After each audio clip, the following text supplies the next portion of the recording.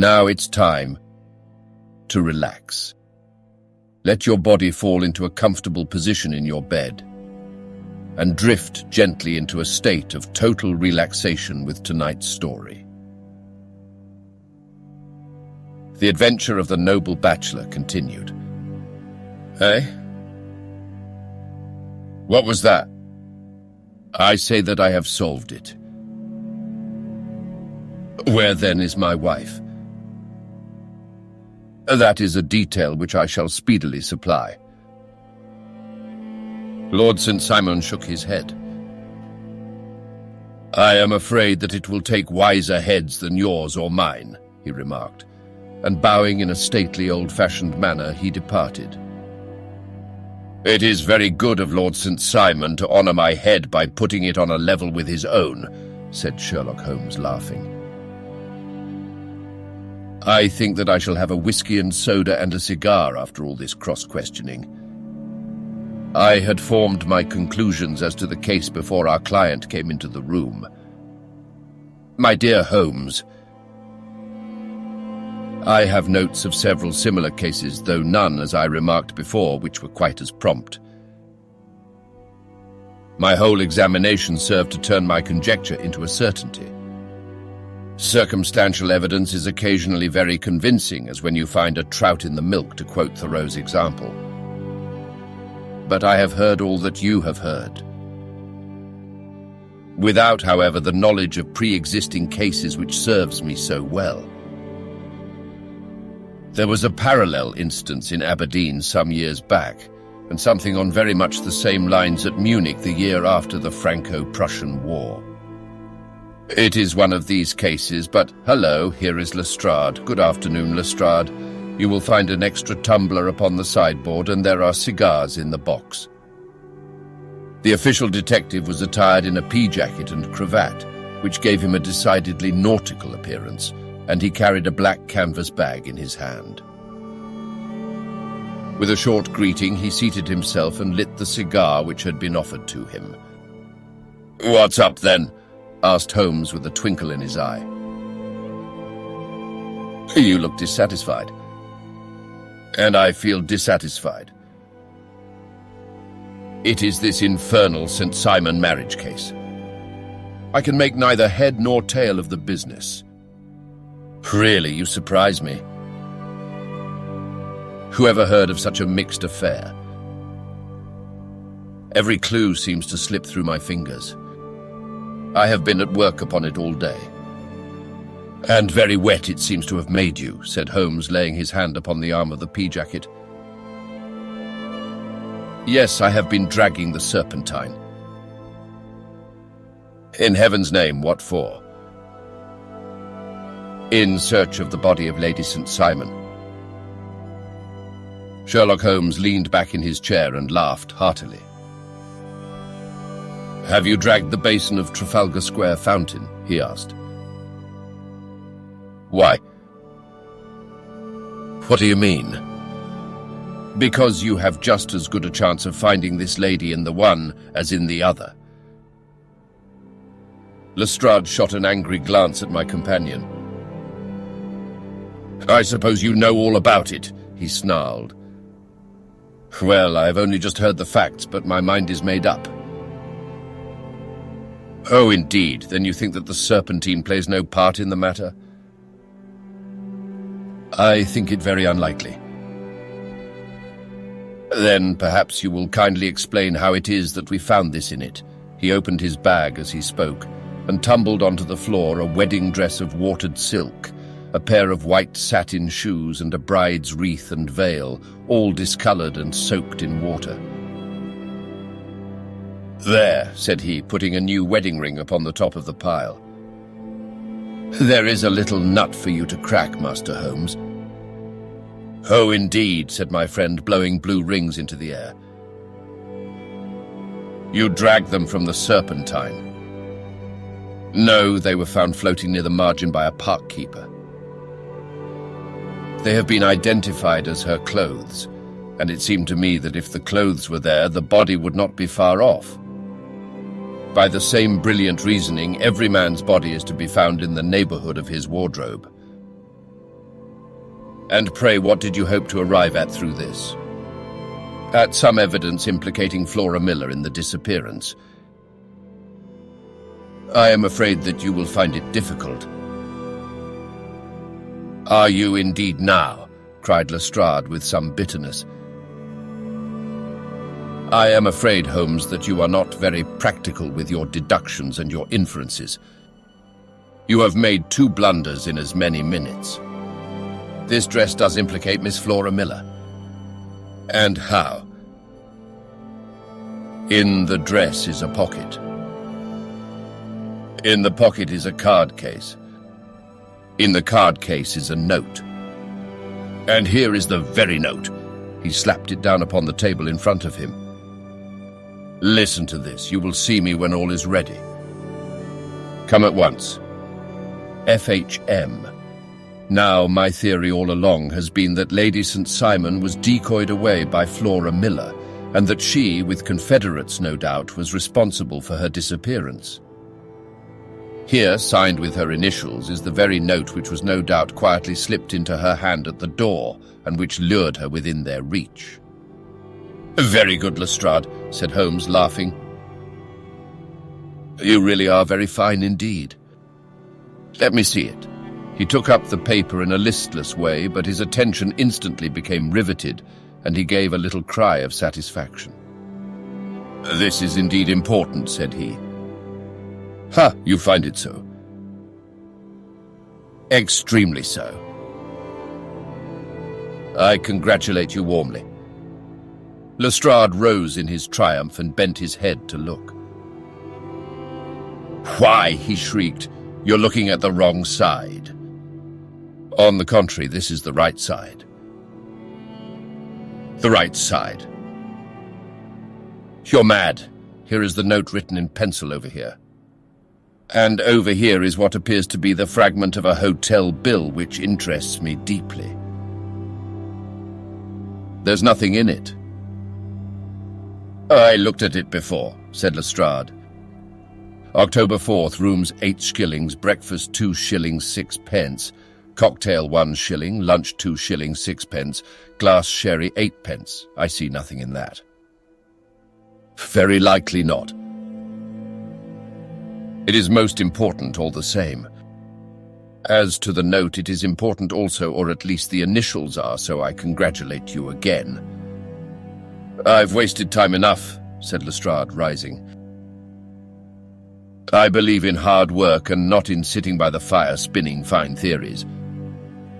Good day, Mr. Holmes, and we shall see which gets to the bottom of the matter first. He gathered up the garments, thrust them into the bag, and made for the door. Just one hint to you, Lestrade, drawled Holmes before his rival vanished. I will tell you the true solution of the matter. Lady St. Simon is a myth. There is not, and there never has been any such person. Lestrade looked sadly at my companion. Then he turned to me, tapped his forehead 3 times, shook his head solemnly, and hurried away. He had hardly shut the door behind him when Holmes rose to put on his overcoat. There is something in what the fellow says about outdoor work, he remarked. So I think, Watson, that I must leave you to your papers for a little. It was after 5 o'clock when Sherlock Holmes left me, but I had no time to be lonely, for within an hour there arrived a confectioner's man with a very large flat box. This he unpacked with the help of a youth whom he had brought with him, and presently, to my very great astonishment, a quite Epicurean little cold supper began to be laid out upon our humble lodging-house mahogany. There were a couple of brace of cold woodcock, a pheasant, a pâté de foie gras pie with a group of ancient and cobwebby bottles. Having laid out all these luxuries, my 2 visitors vanished away, like the genii of the Arabian Nights, with no explanation save that the things had been paid for and were ordered to this address. Just before 9 o'clock, Sherlock Holmes stepped briskly into the room. His features were gravely set, but there was a light in his eye which made me think that he had not been disappointed in his conclusions. "They have laid the supper, then," he said, rubbing his hands. "You seem to expect company." They have laid for 5. Yes, I fancy we may have some company dropping in, said he. I am surprised that Lord St. Simon has not already arrived. Ha! I fancy that I hear his step now upon the stairs. It was indeed our visitor of the afternoon who came bustling in, dangling his glasses more vigorously than ever, and with a very perturbed expression upon his aristocratic features. "My messenger reached you then?" asked Holmes. "Yes, and I confess that the content startled me beyond measure." "Have you good authority for what you say?" "The best possible." Lord St. Simon sank into a chair and passed his hand over his forehead. "What will the Duke say," he murmured, "when he hears that one of the family has been subjected to such humiliation?" "It is the purest accident." "I cannot allow that there is any humiliation." You look on these things from another standpoint." "I fail to see that anyone is to blame." "I can hardly see how the lady could have acted otherwise, though her abrupt method of doing it was undoubtedly to be regretted. Having no mother, she had no one to advise her at such a crisis." "It was a slight, sir, a public slight," said Lord St. Simon, tapping his fingers upon the table. "You must make allowance for this poor girl, placed in so unprecedented a position." "I will make no allowance. I am very angry indeed, and I have been shamefully used." "I think that I heard a ring," said Holmes. "Yes, there are steps on the landing." "If I cannot persuade you to take a lenient view of the matter, Lord St. Simon, I have brought an advocate here who may be more successful." He opened the door and ushered in a lady and gentleman. "Lord St. Simon," said he, "allow me to introduce you to Mr. and Mrs. Francis Hay Moulton. The lady I think you have already met."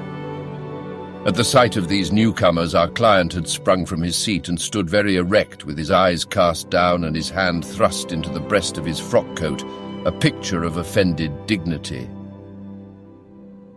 The lady had taken a quick step forward and had held out her hand to him, but he still refused to raise his eyes.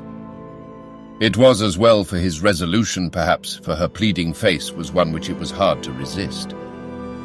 "You're angry, Robert," said she. "Well, I guess you have every cause to be." "Pray make no apology to me," said Lord St. Simon bitterly. "Oh, yes, I know that I've treated you real bad and that I should have spoken to you before I went, but I was kind of rattled, and from the time when I saw Frank here again, I just didn't know what I was doing or saying. I only wonder I didn't fall down and do a faint right there before the altar." "Perhaps, Mrs. Moulton, you would like my friend and me to leave the room while you explain this matter." "If I may give an opinion," remarked the strange gentleman, "we've had just a little too much secrecy over this business already. For my part, I should like all Europe and America to hear the rights of it." He was a small, wiry, sunburnt man, clean-shaven, with a sharp face and alert manner. "Then I'll tell our story right away," said the lady. "Frank here and I met in '84 in Macquarie's camp near the Rockies, where Pa was working a claim. We were engaged to each other, Frank and I, but then one day Father struck a rich pocket and made a pile, while poor Frank here had a claim that petered out and came to nothing. The richer Pa grew, the poorer was Frank, so at last Pa wouldn't hear of our engagement lasting any longer, and he took me away to Frisco. Frank wouldn't throw up his hand, though, so he followed me there, and he saw me without Pa knowing anything about it. It would only have made him mad to know, so we just fixed it all up for ourselves. Frank said that he would go and make his pile too and never come back to claim me until he had as much as Pa. So then I promised to wait for him to the end of time and pledged myself not to marry anyone else while he lived. "Why shouldn't we be married right away then?" said he, "and then I will feel sure of you, and I won't claim to be your husband until I come back." Well, we talked it over, and he had fixed it all up so nicely, with a clergyman already in waiting, that we just did it right there. And then Frank went off to seek his fortune, and I went back to Pa. The next I heard of Frank was that he was in Montana, and then he went prospecting in Arizona, and then I heard of him from New Mexico. After that came a long newspaper story about how a miners' camp had been attacked by Apache Indians, and there was my Frank's name among the killed. I fainted dead away, and I was very sick for months after. Pa thought I had a decline and took me to half the doctors in Frisco. Not a word of news came for a year and more, so that I never doubted that Frank was really dead. Then Lord St. Simon came to Frisco, and we came to London, and a marriage was arranged, and Pa was very pleased, but I felt all the time that no man on this earth would ever take the place in my heart that had been given to my poor Frank.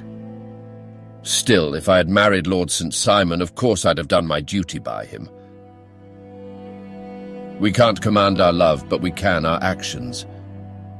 I went to the altar with him with the intention to make him just as good a wife as it was in me to be. But you may imagine what I felt when, just as I came to the altar rails, I glanced back and saw Frank standing and looking at me out of the first pew. I thought it was his ghost at first, but when I looked again, there he was still, with a kind of question in his eyes, as if to ask me whether I were glad or sorry to see him. I wonder I didn't drop. I know that everything was turning round, and the words of the clergyman were just like the buzz of a bee in my ear. I didn't know what to do. Should I stop the service and make a scene in the church? I glanced at him again, and he seemed to know what I was thinking, for he raised his finger to his lips to tell me to be still. Then I saw him scribble on a piece of paper, and I knew that he was writing me a note. As I passed his pew on the way out, I dropped my bouquet over to him, and he slipped the note into my hand when he returned me the flowers. It was only a line asking me to join him when he made the sign to me to do so. Of course, I never doubted for a moment that my first duty was now to him, and I determined to do just whatever he might direct. When I got back, I told my maid, who had known him in California and had always been his friend. I ordered her to say nothing but to get a few things packed and my ulster ready. I know I ought to have spoken to Lord St. Simon, but it was dreadful hard before his mother and all those great people. I just made up my mind to run away and explain afterwards. I hadn't been at the table 10 minutes before I saw Frank out of the window at the other side of the road. He beckoned to me and then began walking into the park. I slipped out, put on my things, and followed him. Some woman came talking something or other about Lord St. Simon to me.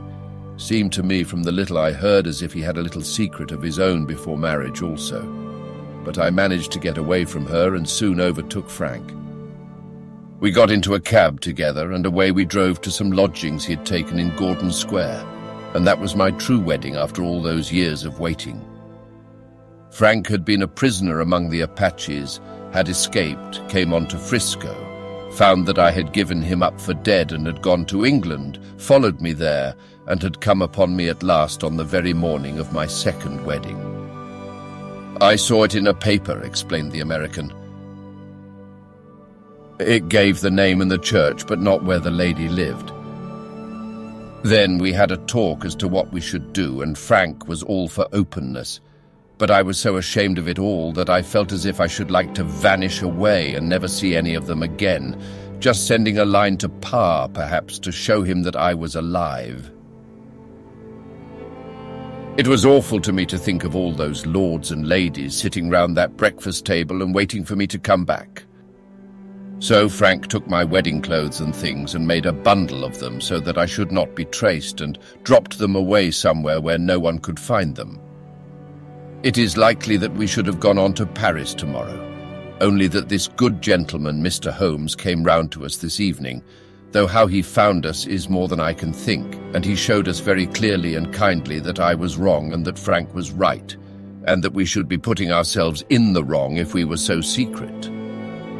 Then he offered to give us a chance of talking to Lord St. Simon alone, and so we came right away round to his rooms at once. Now, Robert, you have heard it all, and I'm very sorry if I've given you pain, and I hope that you do not think very meanly of me." Lord St. Simon had by no means relaxed his rigid attitude, but had listened with a frowning brow and a compressed lip to this long narrative. "Excuse me," he said, "but it is not my custom to discuss my most intimate personal affairs in this public manner." "Then you won't forgive me?" "You won't shake hands before I go?" "Oh, certainly, if it would give you any pleasure." He put out his hand and coldly grasped that which she extended to him. "I had hoped," suggested Holmes, "that you would have joined us in a friendly supper." "I think that there you ask a little too much," responded his lordship. "I may be forced to acquiesce in these recent developments, but I can hardly be expected to make merry over them. I think that with your permission I will now wish you all a very good night." He included us all in a sweeping bow and stalked out of the room. "Then I trust that you at least will honor me with your company," said Sherlock Holmes. "It is always a joy to meet an American, Mr. Moulton, for I am one of those who believe that the folly of a monarch and the blundering of a minister in far-gone years will not prevent our children from being someday citizens of the same worldwide country under a flag which shall be a quartering of the Union Jack with the stars and stripes." "The case has been an interesting one," remarked Holmes when our visitors had left us, "because it serves to show very clearly how simple the explanation may be of an affair which at first sight seems to be almost inexplicable. Nothing could be more natural than the sequence of events as narrated by this lady, and nothing stranger than the result when viewed, for instance, by Mr. Lestrade of Scotland Yard." "You were not yourself at fault at all, then?" "From the first, two facts were very obvious to me. The one that the lady had been quite willing to undergo the wedding ceremony, the other that she had repented of it within a few minutes of returning home." "Obviously, something had occurred during the morning, then, to cause her to change her mind. What could that something be? She could not have spoken to anyone when she was out, for she had been in the company of the bridegroom. Had she seen someone, then? If she had, it must be someone from America, because she had spent so short a time in this country that she could hardly have allowed anyone to acquire so deep an influence over her that the mere sight of him would induce her to change her plans so completely. You see, we have already arrived by a process of exclusion at the idea that she might have seen an American. Then who could this American be, and why should he possess so much influence over her? It might be a lover, it might be a husband. Her young womanhood had, I knew, been spent in rough scenes and under strange conditions. So far I had got before I ever heard Lord St. Simon's narrative. When he told us of a man in a pew, of the change in the bride's manner, of so transparent a device for obtaining a note as the dropping of a bouquet, of her resort to her confidential maid, and of her very significant allusion to claim jumping, which in miners' parlance means taking possession of that which another person has a prior claim to, the whole situation became absolutely clear. She had gone off with a man, and the man was either a lover or was a previous husband, the chances being in favor of the latter. And how in the world did you find them? It might have been difficult, but friend Lestrade held information in his hands, the value of which he did not himself know. The initials were, of course, of the highest importance, but more valuable still was it to know that within a week he had settled his bill at one of the most select London hotels. How did you deduce the select? By the select prices. 8 shillings for a bed and 8p for a glass of sherry pointed to one of the most expensive hotels. There are not many in London which charge at that rate. In the second one, which I visited in Northumberland Avenue, I learned by an inspection of the book that Francis H. Moulton, an American gentleman, had left only the day before, and on looking over the entries against him, I came upon the very items which I had seen in the duplicate bill. His letters were to be forwarded to 226 Gordon Square, so thither I travelled, and being fortunate enough to find the loving couple at home, I ventured to give them some paternal advice and to point out to them that it would be better in every way that they should make their position a little clearer, both to the general public and to Lord St. Simon in particular. I invited them to meet him here, and as you see, I made him keep the appointment. But with no very good result, I remarked. His conduct was certainly not very gracious. "Ah, Watson," said Holmes, smiling, "perhaps you would not be very gracious either if after all the trouble of wooing and wedding you found yourself deprived in an instant of wife and of fortune. I think that we may judge Lord St. Simon very mercifully, and thank our stars that we are never likely to find ourselves in the same position. Draw your chair up and hand me my violin, for the only problem we have still to solve is how to while away these bleak autumnal evenings."